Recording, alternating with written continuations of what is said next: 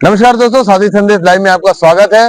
मैं हूं संतोष शर्मा दुर्ग भिलाई से और मैं आज पहुंचा हुआ हूं। हमारी टीम यहां पहुंची हुई है छत्तीसगढ़ के पूर्व राज्य मंत्री बदरुद्दीन कुरैशी जी के यहाँ, जो कि छत्तीसगढ़ में वरिष्ठ कांग्रेसी नेता का भी पद रखते हैं, मान रखते हैं। और आज हम इनसे बात करेंगे वक्फ बोर्ड के नए अधिनियम के बारे में जो लागू हुआ है, क्या खामियां हैं, किस तरह से वक्फ बोर्ड काम करता है, वक्फ बोर्ड है क्या, इसके बारे में सारी जानकारी आपको देंगे। और मुस्लिम समुदाय में ज्यादातर इस अधिनियम का विरोध हो रहा है, वो क्यों हो रहा है ये भी जानने का प्रयास करेंगे। बताइए, सबसे पहले आपका स्वागत है हमारे चैनल में। बहुत बहुत धन्यवाद। कुरैशी जी, वक्फ बोर्ड का नया अधिनियम लागू हो गया है, पारित हो गया है, पास हो गया है, लेकिन उसमें ऐसा क्या है कि खुद मुस्लिम समुदाय खफा है उन सब चीजों से? ऐसा है, इतना बड़ा जो तैयार किया गया है वक्फ बोर्ड के मामले में, कि पूरे हिंदुस्तान में अब ये समझ लीजिए, जब पार्लियामेंट में पास हो गया पूरे देश में वो लागू होगा।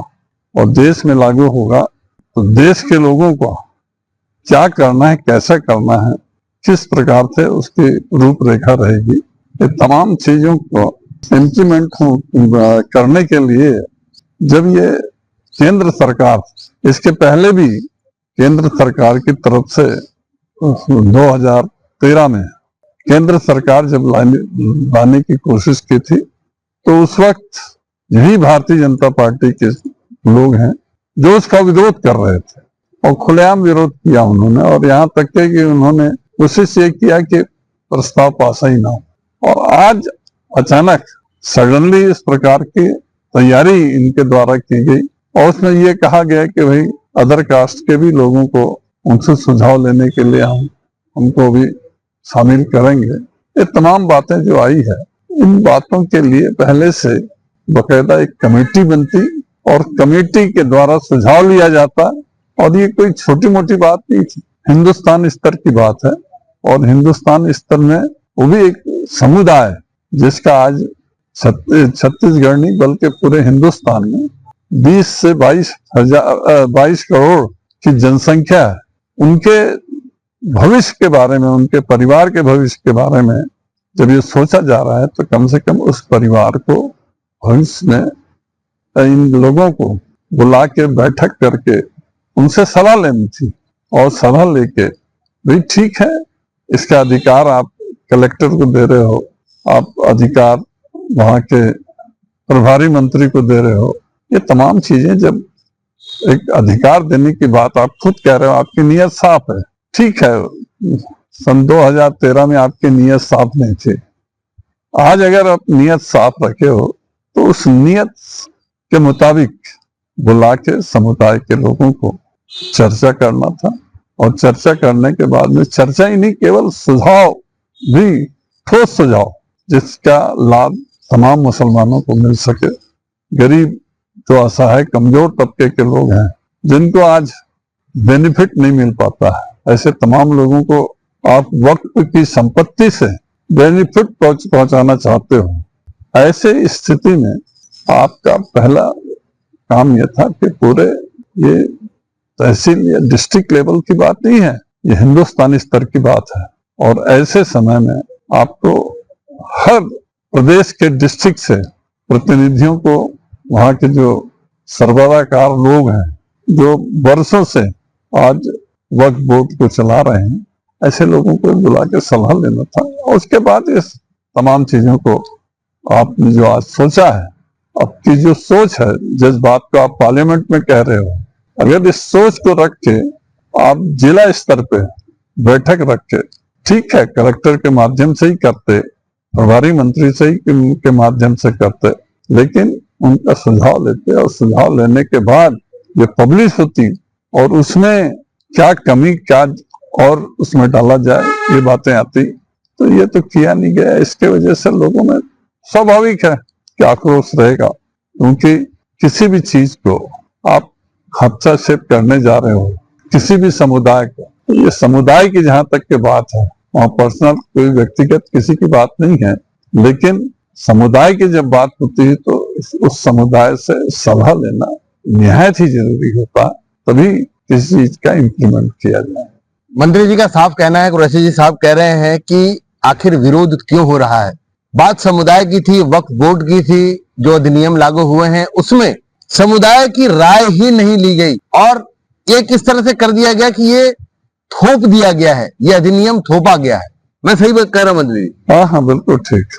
ये अधिनियम थोपा गया है और यही कारण है कि मुस्लिम समुदाय में इसको लेकर के विरोध चल रहा है। लेकिन कई मुस्लिम लोग भी हैं, जो समुदाय के कुछ लोग हैं जो वक्फ बोर्ड की कार्यप्रणाली पर, उनके जो सदस्य हैं उन पर उंगलियां उठा रहे हैं।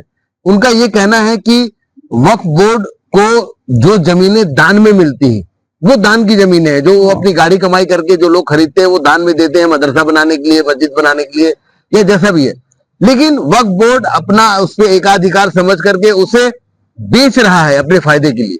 ऐसे मामले में जिले का जो अध्यक्ष होता है, मतलब कलेक्टर जो होता है, उसको इन मामलों में अधिकार उनको आज भी दिया हुआ है।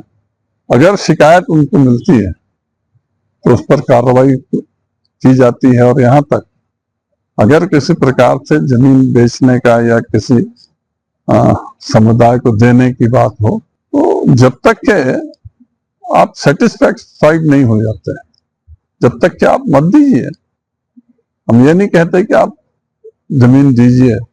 जिन लोग विरोध कर रहे हैं उनसे भी जानकारी लीजिए आप कि विरोध क्यों कर रहे हैं, क्या कारण है, समझ। क्योंकि ये छोटा मोटा मामला नहीं है, पूरे देश स्तर की बात है। और तो जहां पर देश स्तर की बात हो वहां तो सलाह लेना चाहिए। सरकार द्वारा ये कहा जा रहा है कि इससे जो वक्फ बोर्ड के अधिनियम है, हाँ। इसमें एक कड़ी थी, एक लाइन थी कि गैर मुस्लिम, हाँ। चाहे हिंदू हो, सिख हो या ईसाई हो, वो भी चाहे तो अपनी जमीन वक्फ बोर्ड को दान कर सकता है। ठीक है। तो वक्फ बोर्ड जो है, जो एक केयर टेकर के रूप में काम कर रहा है, तो अगर गैर मुस्लिम की जमीनें आप दान में ले सकते हैं तो क्या गैर मुस्लिम लोग उसकी टीम में नहीं हो सकते? ऐसा कहना है सरकार का। ऐसा है, सरकार का कहना है, लेकिन आम जनता का क्या सोच है, क्योंकि ये कोई डिस्ट्रिक्ट और प्रदेश स्तर की बात नहीं है, जब ऑल इंडिया स्तर की बात है। और ये जो बन रहा है इसका केवल इम्प्लीमेंट एक स्टेट या एक डिस्ट्रिक्ट तक से सीमित नहीं है ना, पूरे देश का है। तो ऐसी स्थिति में थोड़ा सा गंभीरता से लेते हुए इस पर कार्रवाई करना था, और थोड़ा सा और लेट होता कोई फर्क नहीं पड़ता।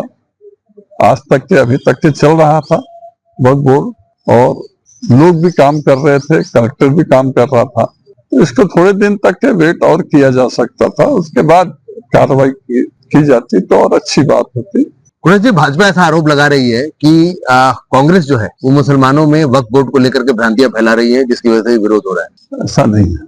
2013 में इन्होंने जब अपोजिशन में थे उस वक्त इन्होंने विरोध किया था, उनके पीछे कौन भ्रांतियां फैला रही थी। और आज सरकार में आने के बाद आज उनको लगने लगा कि वक्फ बोर्ड का संशोधन किया जाए।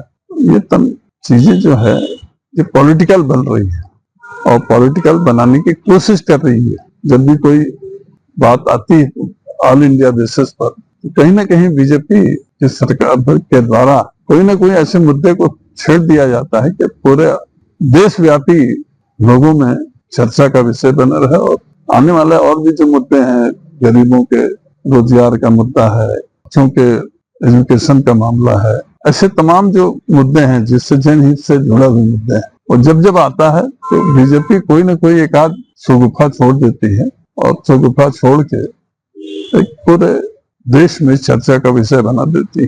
तो इस प्रकार का नहीं होना चाहिए, और आज जो इनकी जो सोच है वो इसी प्रकार की सोच है। कुरेशी जी, प्रदेश की अगर हम बात करें तो प्रदेश में, अपने प्रदेश में, छत्तीसगढ़ प्रदेश में वक्फ बोर्ड की, अगर प्रदेश की बात करें तो वक्फ बोर्ड की कितनी चल अचल संपत्तियां प्रदेश में हैं और उन पर क्या उन सभी पर विवाद है? ऐसा है, ये जब लोगों को जानकारी लगेगी किस जिले में कितनी संपत्ति है, कितना मस्जिद के पास है, तो ही आदमी मालूम होने के बाद ही, इसको सच्चाई मालूम होने के बाद ही कोई ना कोई कदम उठाएगा। तभी तो प्रदेश में ही नहीं मालूम है, अरे जिले में नहीं मालूम है। आज स्थिति यह है कि अगर दुर्ग जिले में पूछोगे तो हमको नहीं मालूम कि कितने वक्फ बोर्ड की संपत्ति है, और न ही कभी सरकार ने इस बात का कोशिश करी कि पूरे विस्तार पूर्वक इसकी जानकारी दी जाए कि कहाँ वक्फ बोर्ड की संपत्ति है, कहाँ दुकान हो रहा है, क्या हो रहा है।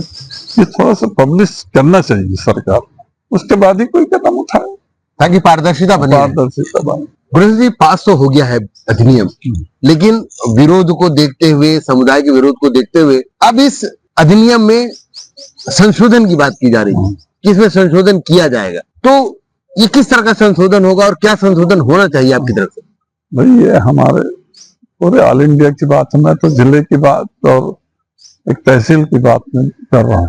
हाँ, तो पूरे प्रदेश की बात है, देश की बात है। इसलिए ऐसे जो वरिष्ठ लोग हैं, जो पुराने लोग हैं, उन लोगों से उनको बुला के डिस्ट्रिक्ट लेवल पे बात होनी चाहिए ताकि वो प्रदेश स्तर पे बात पर पहुंच सके और प्रदेश स्तर में जो इम्प्लीमेंट करना है वो इम्प्लीमेंट हो सके।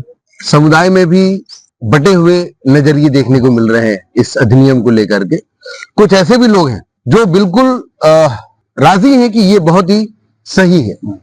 ऐसे लोगों के लिए क्या कहेंगे? ये ऐसा है कि वो सुझाव दें, वहाँ के जो ऐसे लोग हैं वो अपना सुझाव जो है स्थानीय लेवल पर जिला प्रशासन को दें, वहाँ के जनप्रतिनिधि हैं उनको दें, ताकि वो कुछ मामले को जो उसमें कमी है वो पूर्ति हो सके। इसमें कहीं राजनीतिकरण भी देखने को मिल रहा है क्या? ये जो अधिनियम आया है इसमें कहीं राजनीति भी हावी होती दिख रही है? बहुत स्पष्ट बात है। आज हिंदुस्तान के अंदर आप सोचने की बात है कि आज जो पूरे केंद्र के अंदर प्रस्ताव पारित हो रहा है, तो ये मान के चलिए बिना राजनीति के तो होता नहीं।